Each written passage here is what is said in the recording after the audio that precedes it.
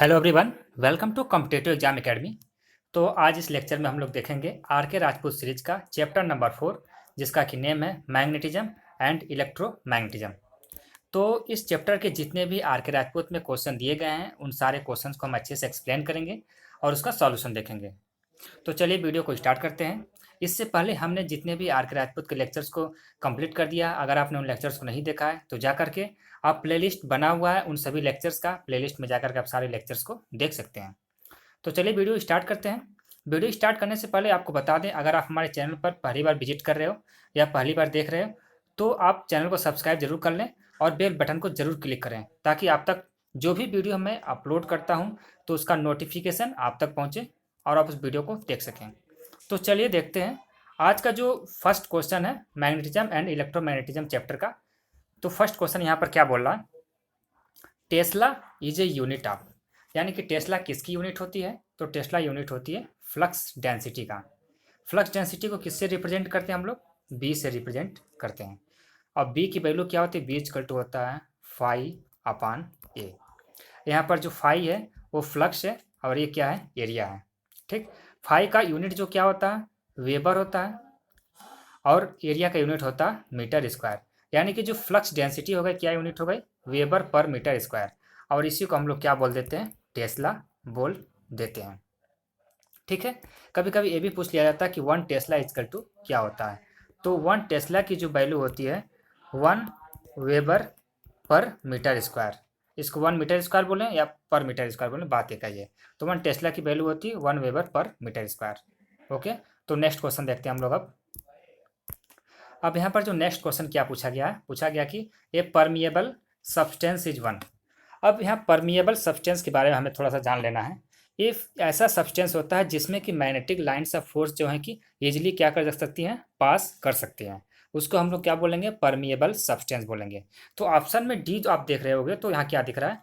Through which the magnetic lines of force can pass very easily. तो उसको हम लोग बोलेंगे, इस तरह के सब्सटेंस को बोलेंगे परमिएबल सब्सटेंस बोलेंगे। तो नेक्स्ट क्वेश्चन देखते हैं हम लोग। अब यहाँ पर जो नेक्स्ट क्वेश्चन है, क्वेश्चन नंबर 3, यहाँ पर क्या पूछा जा रहा है? The materials having low retentivity are suitable for making. यानी कि ऐसा मटेरियल जिसकी रिटेंटिविटी क्या है? बहुत लो है, वो किस तरह के मैग्नेट को बनाने के लिए सूटेबल होता है? तो सबसे पहले तो हम लोग यहाँ ये देख लेते हैं कि रिटेंटिविटी क्या होती है। तो रिटेंटिविटी उसे बोलते हैं किसी मटेरियल की कि वो मटेरियल है जो कि अपने अंदर मैग्नेटिज्म को, यहाँ पर मैं टर्म लिख दे रहा हूँ, मैग्नेटिज्म को बनाए रखने की क्या होती है? कैपेसिटी होती है या फिर क्षमता होती है। ठीक है, यानी कि अगर मैग्नेटिज्म को बनाए रखने की क्षमता, यानी कि जिसको हम लोग एक टर्म में क्या बोलते हैं? रिटेंटिविटी। रिटेंटिविटी लो है तो मैग्नेट ज़्यादा देर तक वो अपनी मैग्नेट को ज़्यादा देर तक नहीं रख पाएगा। तो उस तरह के मैग्नेट को हम लोग क्या बोल देंगे? टेम्पोररी मैग्नेट्स बोल देंगे। तो ऑप्शन नंबर 3 का जो क्वेश्चन नंबर 3 का जो ऑप्शन नंबर बी क्या हो जाएगा? राइट हो जाएगा। यानी कि टेम्पोररी मैग्नेट्स। जब रिटेंटिविटी ही लो है तो मैग्नेट्स कैसा बोला जाएगा? Temporary magnet. अगर मटेरियल है उसकी रिटेंटिविटी यानी कि मैग्नेटिज्म की प्रॉपर्टी को रखने की क्षमता ज़्यादा है, तो उसको हम लोग क्या बोलेंगे? कि वो परमानेंट मैग्नेट है। ठीक है, लेकिन यहाँ क्या पूछा जा रहा है कि लो रिटेंटिविटी, तो यहाँ सो ऑप्शन क्या हो जाएगा? टेम्पोररी मैग्नेट्स हो जाएगा। ठीक है, अब यहाँ रिटेंटिविटी की बात तो हो गई। अब इसका जस्ट अपोजिट एक होता है कोअर्सिविटी। इसका मैं टर्म लिख देता हूँ, COERCIVITY, कोअर्सिविटी। ये क्या होता है कि कोई मटेरियल है, सपोज करते हैं कोई क्या है? मटेरियल है, ये क्या रखता है? मैग्नेटिज्म की प्रॉपर्टी रखता है। मान लेते हैं कि इसमें क्या हम इलेक्ट्रिक मैग्नेटिक फील्ड क्या करते हैं? अप्लाई करता है, अप्लाई मैग्नेटिक फील्ड हम अप्लाई करते हैं, तो क्या इसमें मैग्नेटिज्म की क्वालिटी आ जाती है? ठीक है, लेकिन जैसे ही कि हम मैग्नेटिक फील्ड को हटाते हैं तो ये अपनी मैग्नेटिज्म की प्रॉपर्टी को क्या कर देता है? लॉस कर देता है। यानी कि किसी मटेरियल के अक्रॉस अगर हम मैग्नेटिक फील्ड जो अप्लाई किए हैं उसको हटा लें तो मैग्नेटिज्म मटेरियल द्वारा अपने मैग्नेटिज्म को लॉस कर देना, वो क्या बोला जाता है? कोअर्सिविटी बोली जाती है। ठीक है, इस टर्म को आप याद रखेंगे। ठीक, रिटेंटिविटी क्या होता है? कि ऐसी प्रॉपर्टी जो मटेरियल अपने अंदर मैग्नेटिज्म को बनाए रखने की क्या होती है? कैपेसिटी होती है। तो दोनों में यही डिफरेंस है। तो हम लोग नेक्स्ट क्वेश्चन देखते हैं। अब यहाँ पर नेक्स्ट क्वेश्चन क्या पूछा गया? क्वेश्चन नंबर 4 पूछा जा रहा है, ए मैग्नेटिक फील्ड एग्जिस्ट अराउंड। अब मैग्नेटिक फील्ड कहाँ एग्जिस्ट करेगा?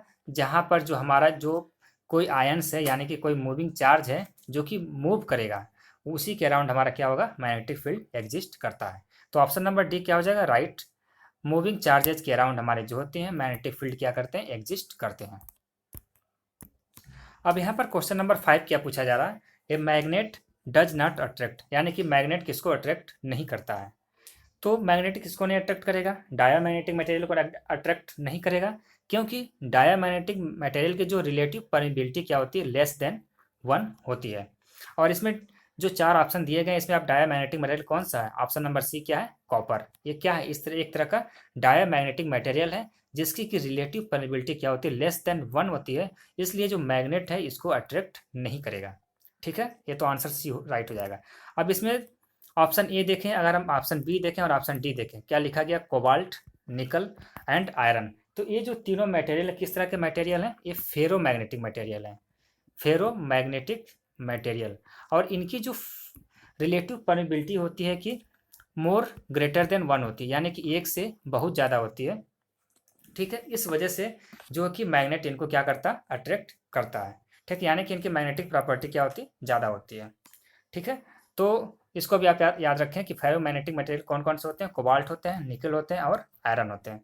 और कॉपर कैसा मटेरियल है, एक डायामैग्नेटिक मटेरियल है जिसकी कि रिलेटिव परमिबिलिटी क्या होती है लेस देन 1 होती है। अब हम लोग नेक्स्ट क्वेश्चन देखते हैं।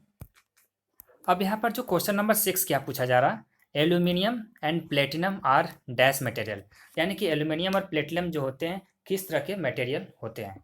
तो इनको हम लोग बोलते हैं पैरामैग्नेटिक मटेरियल। और पैरामैग्नेटिक मटेरियल की जो रिलेटिव परमिबिलिटी होती है वो स्लाइटली ग्रेटर देन क्या होती है 1 होती है। ठीक है, यानी कि ये स्लाइटली क्या होते हैं, इसकी जो परमिबिलिटी होती है ग्रेटर देन 1 होती है। तो ऑप्शन सी क्या हो जाएगा राइट हो जाएगा। नेक्स्ट क्वेश्चन है क्वेश्चन नंबर 7, बोला गया है फेराइट्स आर डैश मटेरियल। तो फेराइट जो होते हैं वो एक फेरोमैग्नेटिक मटेरियल होते हैं। ठीक, और फेरोमैग्नेटिक मटेरियल की जो रिलेटिव परमिबिलिटी हमारी कितनी होती है हम लोग क्या जानते हैं, मोर ग्रेटर देन 1, यानी कि एक से बहुत ज़्यादा होती है। ठीक है, अब हम लोग यहाँ पर देख लेते हैं कि जो फेराइट मटेरियल होता है वो कहाँ यूज किया जाता है। तो इसका यूज है जो कि हम लोग पावर ट्रांसफार्मर में करते हैं, क्योंकि इसकी जो रजिस्टिविटी होती है वो क्या होती है हाई होती है, इस वजह से हम लोग इस मटेरियल का यूज पावर ट्रांसफार्मर में कर लेते हैं। तो चलिए नेक्स्ट क्वेश्चन देखते हैं। अब यहाँ पर जो नेक्स्ट क्वेश्चन है क्वेश्चन नंबर 8 पूछा गया है air gap has dash reluctance as compared to iron or steel path. यहाँ पूछा गया है कि जो एयर गैप का रिलक्टेंस होता है आयरन या स्टील पाथ से ज़्यादा होता है या फिर कम होता है या फिर लोअर या फिर जीरो, इसके बारे में आपको बात करनी है। तो यहाँ पर पूछा गया कि रिलक्टेंस जिसको कि हम लोग यस से रिप्रेजेंट करते हैं, रिलक्टेंस को हम लोग क्या बोलते हैं कि मैग्नेटिक जो फ्लक्स होती हैं उनको उनके फ्लो का क्या करता है ये अपोज करता है। ये तो मैग्नेटिक फील्ड की बात हो गई। जैसे कि हम लोग इलेक्ट्रिक फील्ड में क्या जानते हैं कि जो रेजिस्टेंस होता है वो इलेक्ट्रिक करंट के फ्लो का अपोज करता है। सेम वर्क यहाँ पर मैग्नेटिक फ्लक्स की अपोज करने का क्या है रिलक्टेंस बोलते हैं हम लोग। ठीक है, तो यहाँ पर एयर गैप जो होगा हमारा क्या होगा, इसकी जो रिलक्टेंस क्या होती है हायर होती है, क्योंकि एयर में क्या है कि मैग्नेटिक फ्लक्स का फ्लो तो होगा नहीं, कि किस में होगा आयरन या स्टील पाथ में आसानी से हो जाएगा। ठीक है, आयरन या स्टील पाथ में जो रिलक्टेंस होगी कम होगी और जो एयर होता है उसका रिलक्टेंस क्या होता है ज़्यादा होता है। तो इसका ऑप्शन सी क्या हो जाएगा हायर हो जाएगी। और रिलक्टेंस को हम लोग किससे रिप्रेजेंट करते हैं, यस इक्वल टू होता है 1/μ.L/A।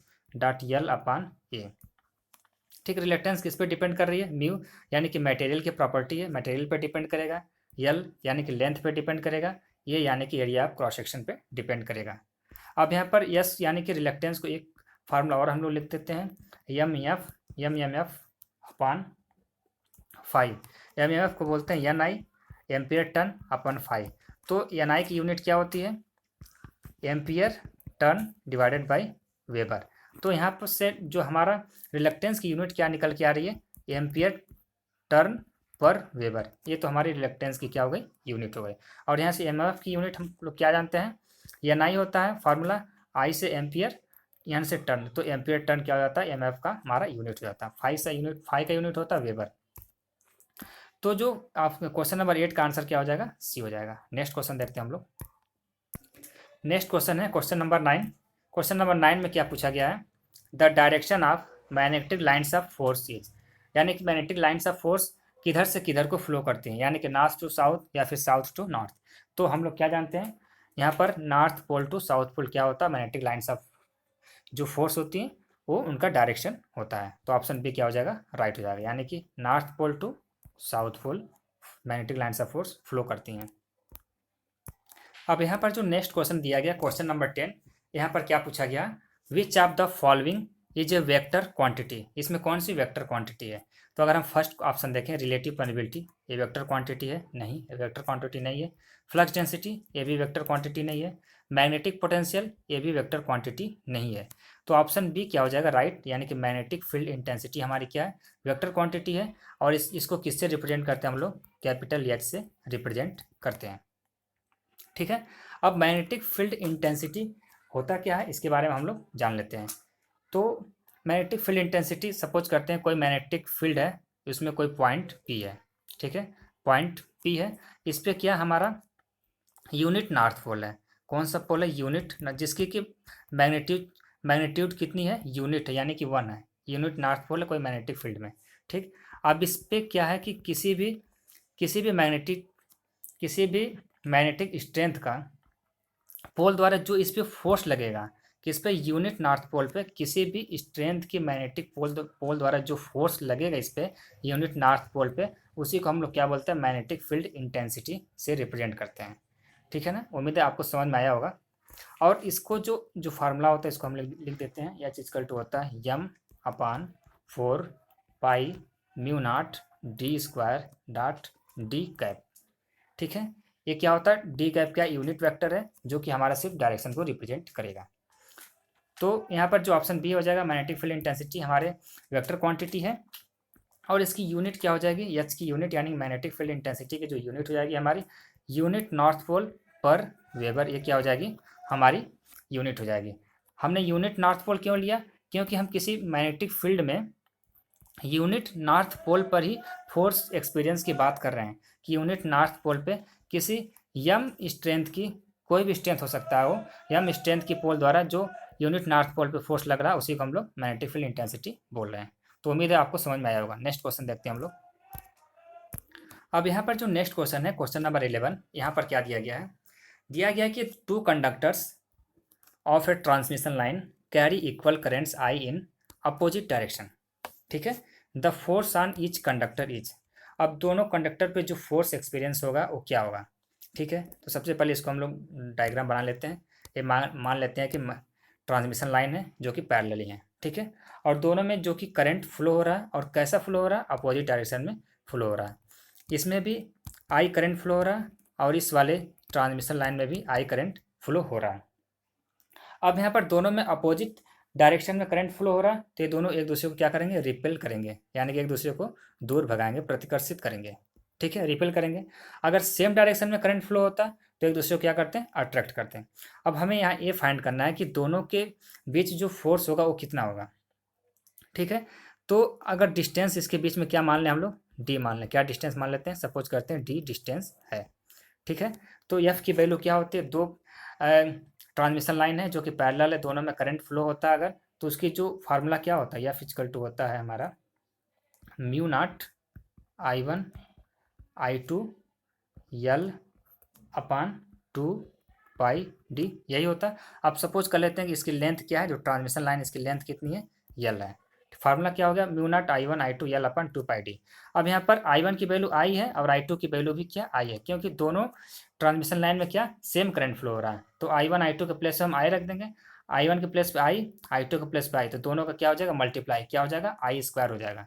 तो यहाँ पर निकल के जो आएगा F equal to mu naught I into I L upon 2 pi D.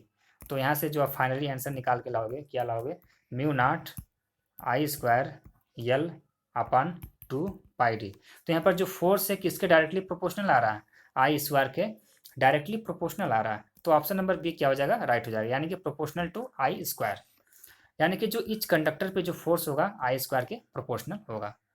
अब हम लोग नेक्स्ट क्वेश्चन देखेंगे। नेक्स्ट क्वेश्चन है क्वेश्चन नंबर 12, जो कि बोला जा रहा है कि a material which is slightly repelled by a magnetic field is known as. तो ये कौन सा मटेरियल हो जाएगा, बी हो जाएगा, यानी कि डायमैग्नेटिक मटेरियल होगा, जो कि क्या होगा, रिपेल होगा हम जब मैग्नेटिक फील्ड में इसको रखेंगे, क्योंकि डायमैग्नेटिक मटेरियल की जो रिलेटिव परमिबिलिटी कितनी होती है, स्लाइटली लेस देन क्या होती है, 1 होती है। ठीक है, नेक्स्ट क्वेश्चन देखते हैं हम लोग। अब यहाँ पर क्वेश्चन नंबर 13 क्या पूछा गया है, पूछा गया कि when an iron piece is placed in a magnetic field. तो अगर कोई आयरन पीस है जो कि मैग्नेटिक फील्ड में रखा जाता है तो क्या होगा।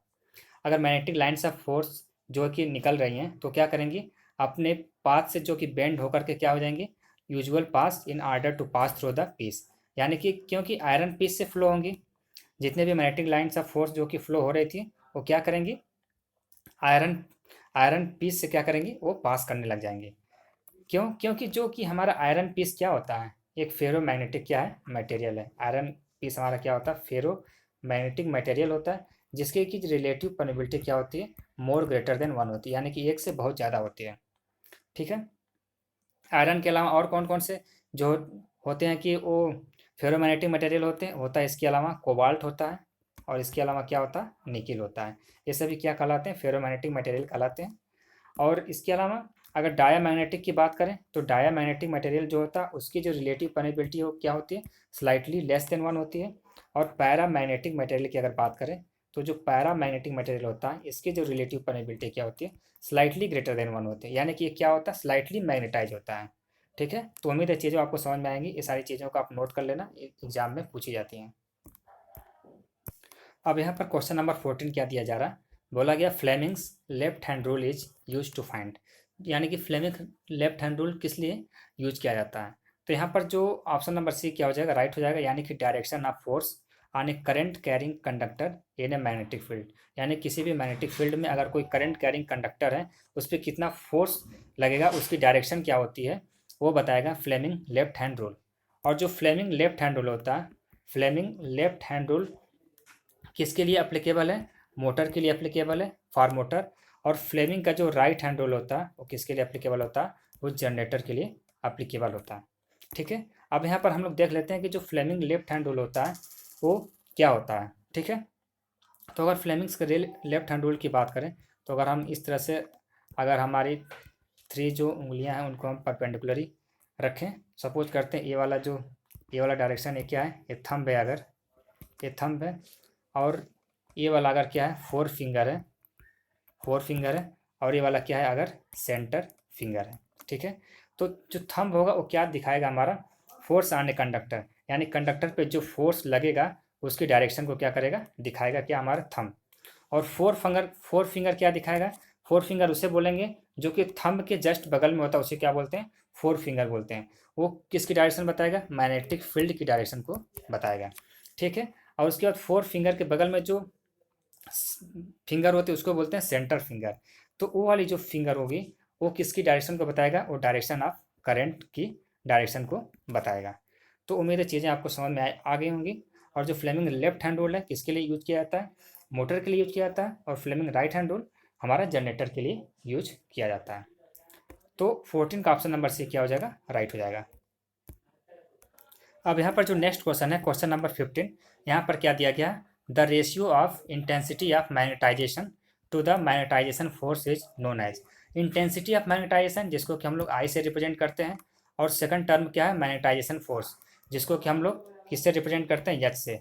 मैग्नेटाइजेशन फोर्स बोलें या फिर मैग्नेटिक फील्ड इंटेंसिटी बोलें, दोनों को हम किससे रिप्रेजेंट करते हैं, दोनों का मीनिंग सेम होता है, यानी कि मैग्नेटाइजेशन फोर्स या मैग्नेटिक फील्ड इंटेंसिटी, दोनों का मीनिंग सेम होता है। और किससे रिप्रेजेंट करते हैं, एच से रिप्रेजेंट करते हैं। अगर इन दोनों के रेशियो की बात करें, यानी कि इंटेंसिटी ऑफ मैग्नेटाइजेशन यानी कि आई, और मैग्नेटाइजेशन फोर्स या फिर मैग्नेटिक फील्ड इंटेंसिटी जिसको एच से रिप्रेजेंट करते हैं, इसका जो रेशियो होता है क्या होता है, इसको हम लोग बोलते हैं ससेप्टिबिलिटी बोलते हैं।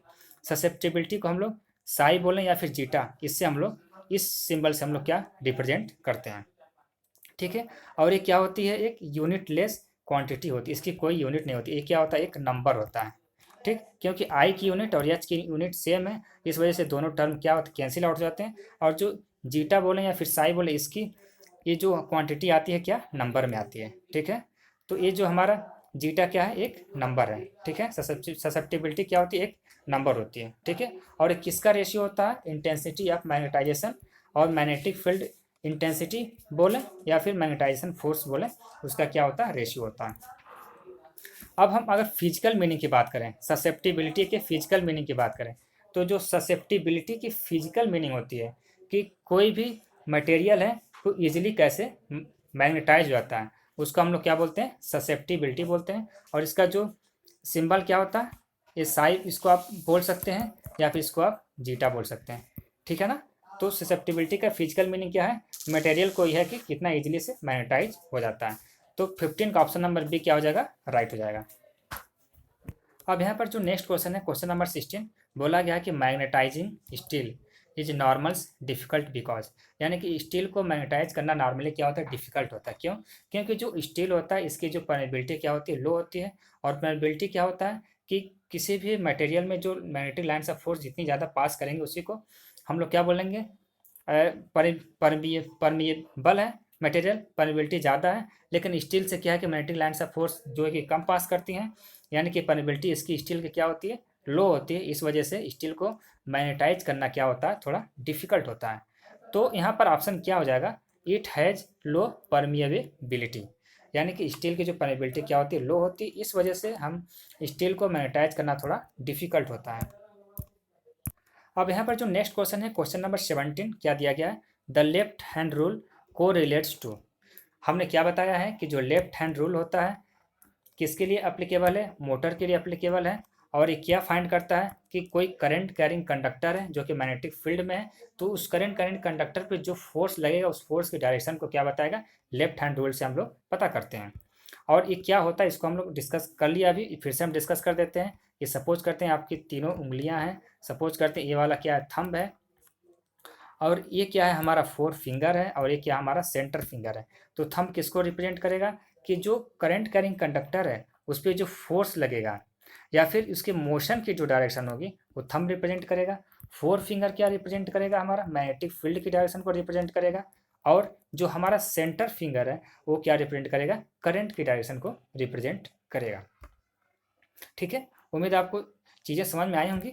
तो जो 17 का जो ऑप्शन कौन सा राइट हो जाएगा, डी, यानी current, magnetic field and direction of force on a current, इन तीनों के बीच में जो रिलेशन बताता है लेफ्ट हैंड रूल बताता है। और फ्लेमिंग्स का जो राइट हैंड रूल है किसके लिए एप्लीकेबल है, वो जनरेटर के लिए एप्लीकेबल है। यानी कि जनरेटर में जो हमारे फोर्स की डायरेक्शन को पता करने के लिए हम राइट हैंड रूल यूज करते हैं। अब यहाँ पर क्वेश्चन नंबर 18 क्या दिया गया है, the unit of relative permeability. अब रिलेटिव परमेबिलिटी क्या है, अब रिलेटिव परमेबिलिटी को हम लोग किससे रिप्रेजेंट करते हैं, म्यू आर से रिप्रेजेंट करते हैं। ये किसका रेशियो होता है, तो रिलेटिव परमेबिलिटी को हम लोग बोलते हैं म्यू अपान म्यू नॉट। म्यू को क्या बोलते हैं, एब्सोल्यूट परमेबिलिटी ऑफ मटेरियल, यानी जो मटेरियल है उसका क्या है, एब्सोल्यूट परमेबिलिटी, ठीक, म्यू से रिप्रेजेंट करेंगे। और म्यू नॉट क्या होगा, एब्सोल्यूट परमेबिलिटी ऑफ एयर, यानी कि एयर, या फिर इसको हम लोग क्या बोलते हैं, वैक्यूम। म्यू नॉट क्या होता है, या तो फिर एयर का या फिर वैक्यूम का क्या होता है, एब्सोल्यूट क्या होती है, परमेबिलिटी होती है। ठीक है, और इसको हम लोग कितना लिखते हैं, म्यू नॉट की वैल्यू कितनी होती है, 4 पाई इंटू 10⁻⁷ हेनरी पर मीटर होती है। ठीक है, अब यहाँ पर अगर हम देखें mu R equals to mu upon mu not, ये भी क्या परमेबिलिटी है, ये किसकी परमेबिलिटी है, मटेरियल की परमेबिलिटी है। म्यू नॉट किसकी परमेबिलिटी है, एब्सोल्यूट परमेबिलिटी। म्यू नॉट किसकी एब्सोल्यूट परमेबिलिटी है, एयर या वैक्यूम की। तो दोनों की डायमेंशन क्या होगी, सेम होगी, तो दोनों क्या हो जाएंगे, कैंसिल आउट हो जाएंगे। तो फाइनली जो हमारा रिलेटिव परमेबिलिटी का जो डायमेंशन आएगा वो क्या आता है, डायमेंशन लेस आता है।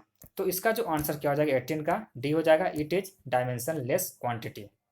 ठीक है, अब हम लोग नेक्स्ट क्वेश्चन देखते हैं। और एक चीज़ और ध्यान रखिएगा आप लोग, जो म्यू नॉट है किसका एब्सोल्यूट परमेबिलिटी है, एयर और वैक्यूम का एब्सोल्यूट परमेबिलिटी है। और इसको हम लोग किससे रिप्रेजेंट करते हैं, 4 पाई इंटू 10⁻⁷ हेनरी पर मीटर। अब यहाँ पर जो क्वेश्चन नंबर 19 क्या दिया गया है, a conductor of length L has current I passing through it. कोई कंडक्टर जिसकी लेंथ क्या है, यल है, आई करंट फ्लो हो रहा है, when it is placed parallel to a magnetic field, magnetic field में रखा जा रहा है, the force experienced by the conductor, मतलब कि जो कंडक्टर है उस पर जो फोर्स जो एक्सपीरियंस करेगा कितना होगा, उसकी क्वांटिटी कितनी होगी।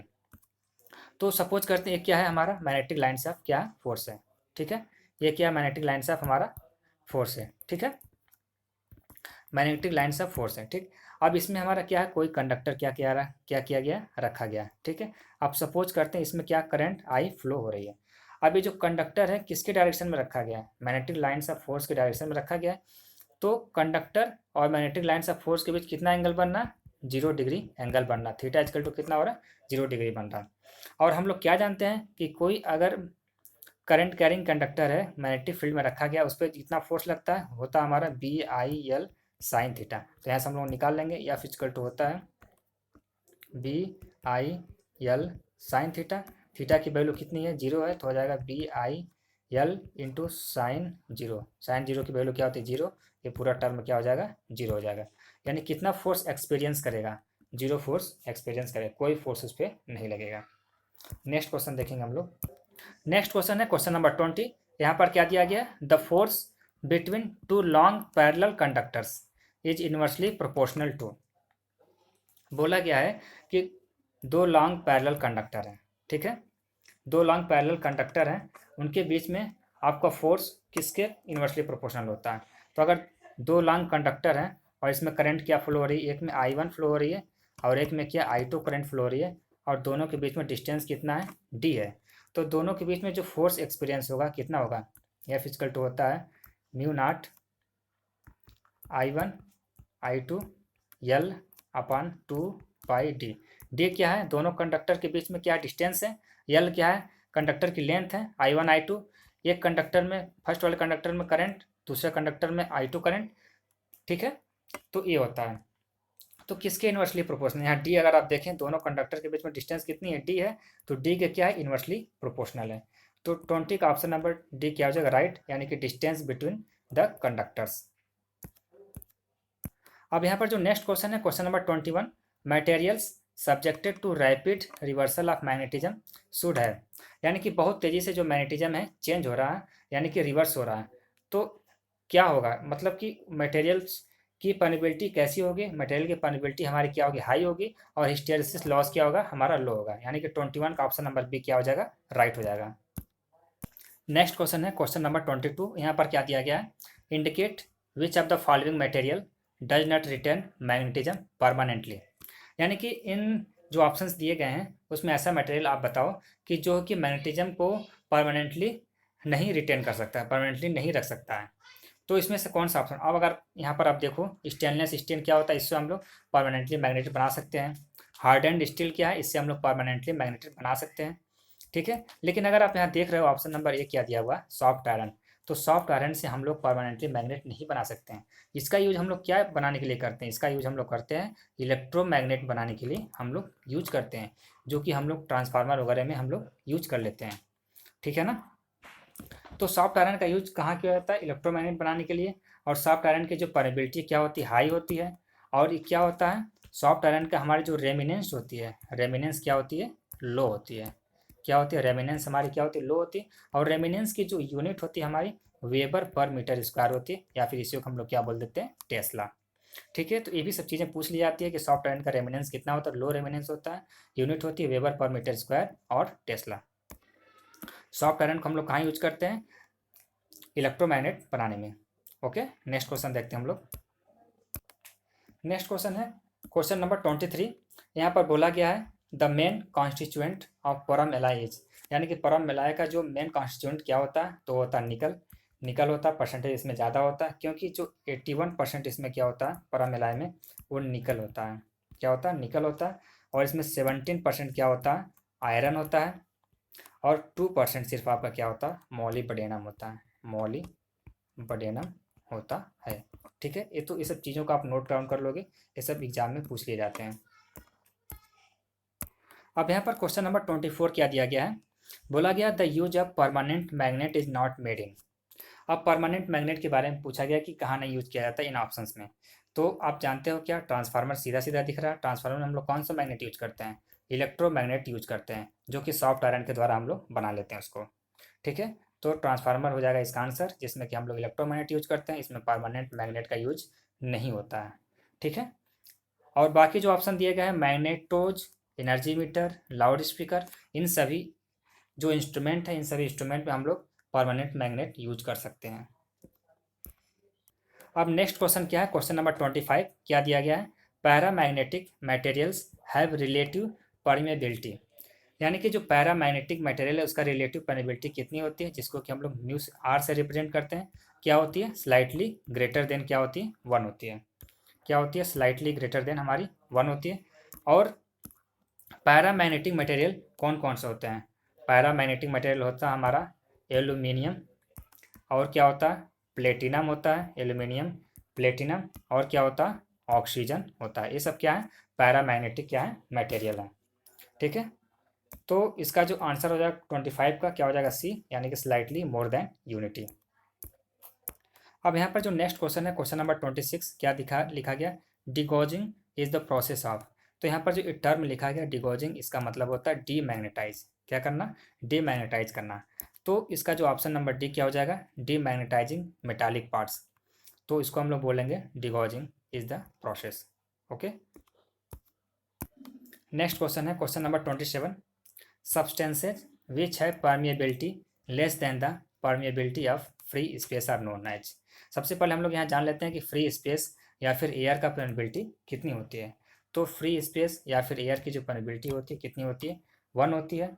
ठीक है, अब यहाँ क्या पूछा गया है, यानी कि 1 से लेस कौन सा सब्सटेंस होता है जिसकी परमिएबिलिटी क्या होती है? 1 से क्या होती है? कम होती है, यानी कि लेस होती है। तो मटेरियल कौन सा होता है? डायामैग्नेटिक मटेरियल होता है, जिसकी परमिएबिलिटी हमारी क्या होती है? 1 से लेस होती है, यानी कि 1 से कम होती है। अब यहाँ पर जो कि नेक्स्ट क्वेश्चन है क्वेश्चन नंबर 28, यहाँ क्या पूछा जा रहा है? Two infinitely long parallel conductors in vacuum and separated 1 metre, 1 metre separated, यानी कि डी की वैल्यू दिया 1 मीटर बिटवीन सेंटर। ठीक है, when a current of 1 ampere, दोनों में करंट क्या? I1 और I2 की वैल्यू क्या दिया है? 1 एम्पियर दिया हुआ है। फ्लोज दोनों कंडक्टर में, flows through each conductor, produce on each other a force of, दोनों एक दूसरे पे कितना फोर्स प्रोड्यूस करेंगे। तो सपोज करते हैं एक कंडक्टर है, इसमें भी क्या 1 एम्पियर की करंट फ्लो हो रही है, इस वाले कंडक्टर में भी 1 एम्पियर की करंट फ्लो हो रही है। ठीक है, और दोनों जो है कि 1 मीटर के डिस्टेंस पे क्या है? सेपरेटेड हैं, यानी कि 1 मीटर के डिस्टेंस पे दोनों क्या है? रखे गए हैं। और इनकी लेंथ भी क्या दे दिया? 1 दे दिया है। यहाँ सपोज कर लेंगे L is equal to D is equal to 1, यानी कि लेंथ और डिस्टेंस क्या है? 1 है। I1 is equal to I2 is equal to क्या दिया हुआ? 1 एम्पियर दिया हुआ। ठीक है, तो फोर्स की वैल्यू क्या होती है? फोर्स की वैल्यू होती है F इजकल टू होता है हमारा mu naught I1 I2 L अपान 2 पाई इंटू डी। डी की वैल्यू 1 है, L की वैल्यू 1 है, I1 I2 की वैल्यू 1 है, तो यहाँ से हम लोग निकाल लेंगे। तो क्या हो जाएगा हमारा? F इजकल टू हो जाएगा mu naught into 1 into 1 divided by 2 into pi into D, D की वैल्यू भी 1 है। ठीक, ये सभी कैंसिल आउट हो जाएंगे।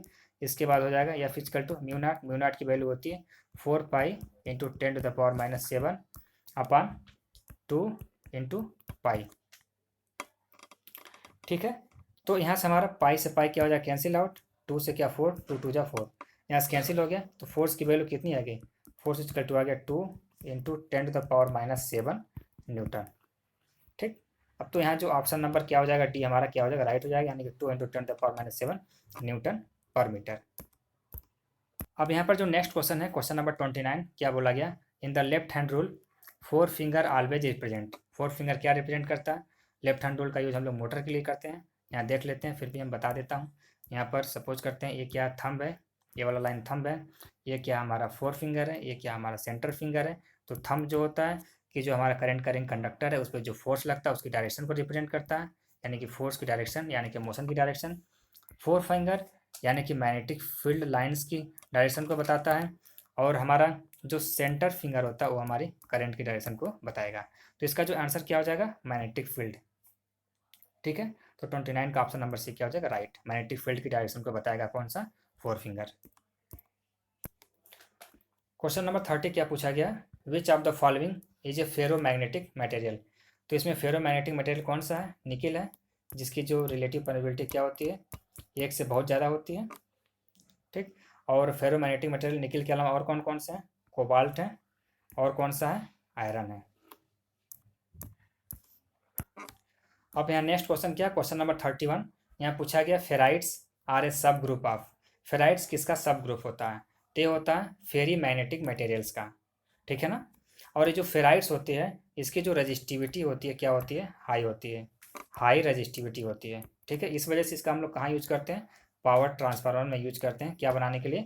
ट्रांसफार्मर का कोर बनाने के लिए हम लोग फेराइट्स मटेरियल का यूज करते हैं। नेक्स्ट क्वेश्चन क्या है, question number 32, Gilbert is a unit of.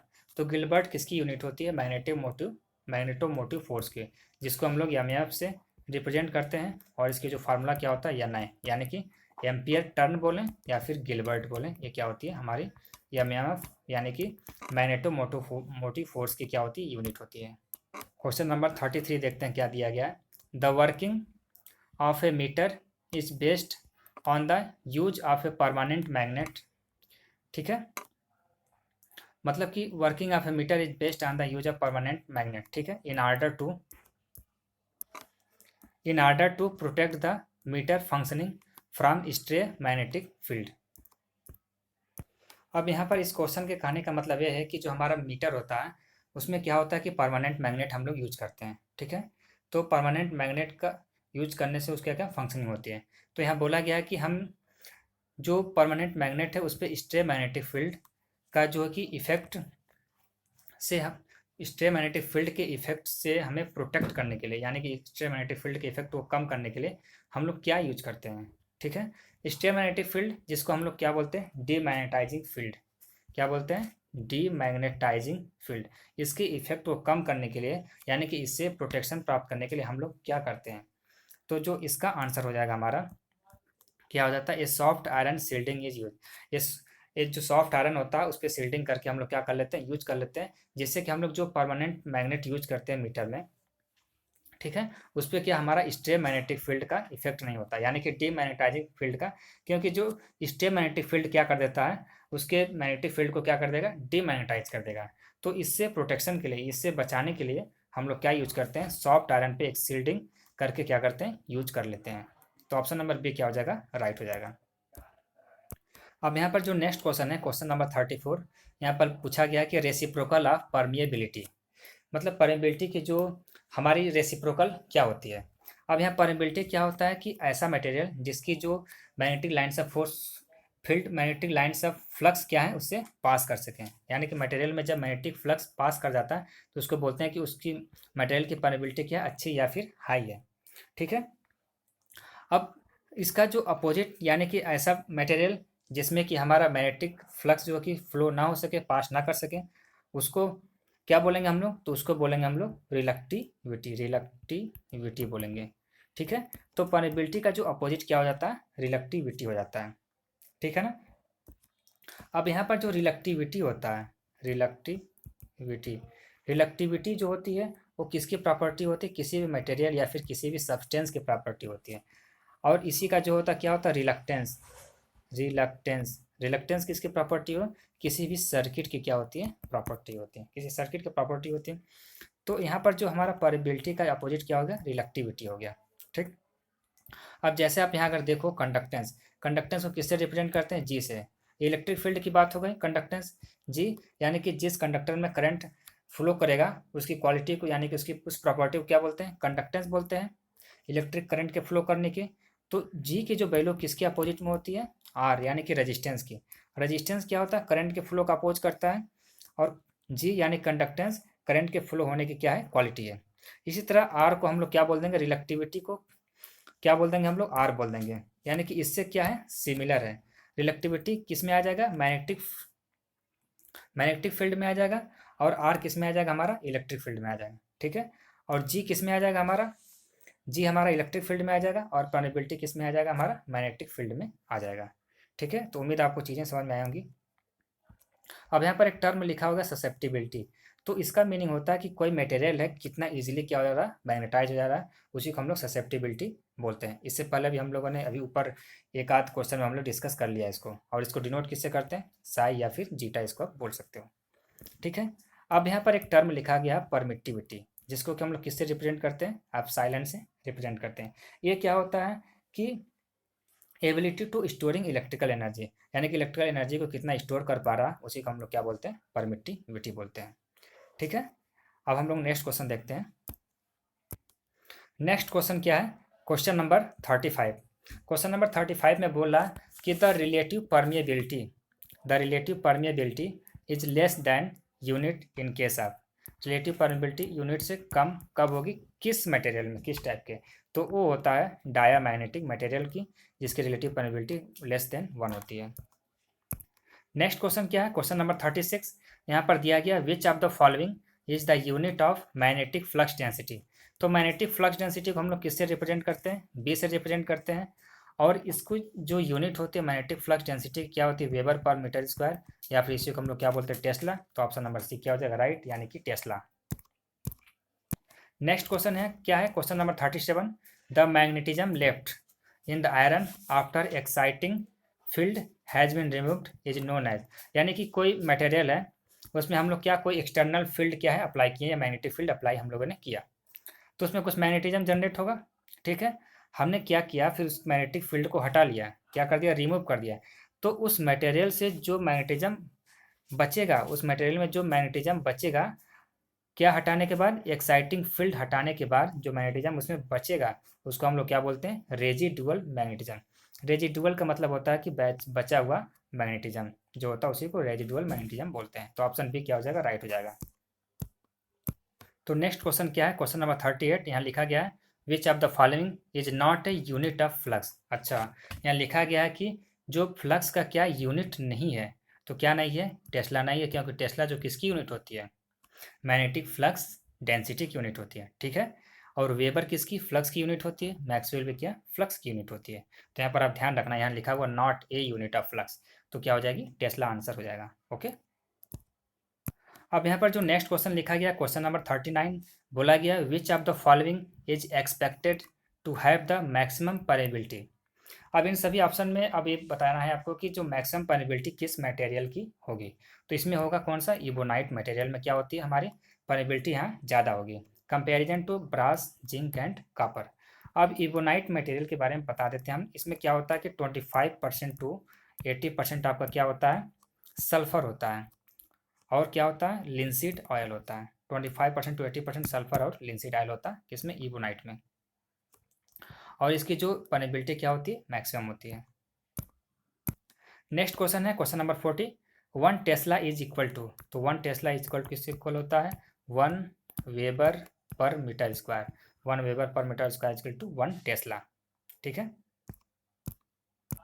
Next question है question number 41। How much will be the flux density. Flux density यानी कि बी के बारे में पूछा जा रहा है। फ्लक्स डेंसिटी कितनी होगी in tesla unit. For tesla unit में आपको फ्लक्स डेंसिटी फाइंड करनी है फॉर फ्लक्स ऑफ 45 माइक्रोवेबर। ठीक है, फ्लक्स की वैल्यू कितनी दी गई, 45 माइक्रोवेबर थ्रू 6 इंटू 10⁻⁴ मीटर स्क्वायर, यानी एरिया कितना दिया गया है, 6 इंटू 10⁻⁴। ऐसे निकाल लो आप सिंपल, बी इक्वल टू क्या होता है, 5/A। 5 की वैल्यू क्या दिया, 45 माइक्रोवेबर। अब वेबर में कन्वर्ट करोगे तो क्या हो जाएगा, 10⁻⁶ वेबर। ठीक है, डिवाइडेड बाई ए, एरिया क्या दिया हुआ, 6 इंटू 10⁻⁴ दिया हुआ। अब आप इसको सॉल्व करो तो हो जाएगा 45 इंटू, इसको लिख सकते हो 10⁻⁶ को 10⁻⁴ इंटू 10⁻² डिवाइडेड बाई 6 इंटू 10⁻⁴। इससे ये कैंसिल आउट हो गया। ठीक है, अब हमारा क्या बचा, 45 में अगर आप 6 से डिवाइड करोगे तो क्या हो जाएगा, 7.5 हो जाएगा इंटू 10⁻²। अब 10⁻² नीचे चला जाएगा तो हो जाएगा 7.5 डिवाइडेड बाई 10⁻²। ये निकल के आएगा हमारा सॉल्व करने के बाद 0.075 क्या आएगा, टेस्ला। तो 41 का जो ऑप्शन नंबर फर्स्ट हो जाएगा क्या हो जाएगा, राइट हो जाएगा, यानी 0.075 टेस्ला। तो आर के राजपूत का चैप्टर नंबर 4 ये था, मैग्नेटिज्म और इलेक्ट्रोमैग्नेटिज्म के क्वेश्चन यहाँ सॉल्व कराए जा रहे हैं। तो क्वेश्चन नंबर 41 तक इस लेक्चर में कंप्लीट हो गया है। अब जितने भी क्वेश्चन बच रहे हैं वो अगले लेक्चर में हम लोग देखेंगे। तो अगर आपको वीडियो पसंद आया हो तो आप अपने फ्रेंड्स के साथ जरूर शेयर कर देना, लाइक कर देना। अगर कोई भी डाउट हो तो आप कमेंट सेक्शन में कमेंट कर सकते हो, और चैनल को सब्सक्राइब करना मत भूलना, और बेल आइकन को भी क्लिक कर देना, जरूर क्लिक कर देना, क्योंकि तभी आपके पास नोटिफिकेशन पहुँचेगा, तभी आप वीडियो को देख पाओगे। ओके, तो फाइनली थैंक्स फॉर वॉचिंग।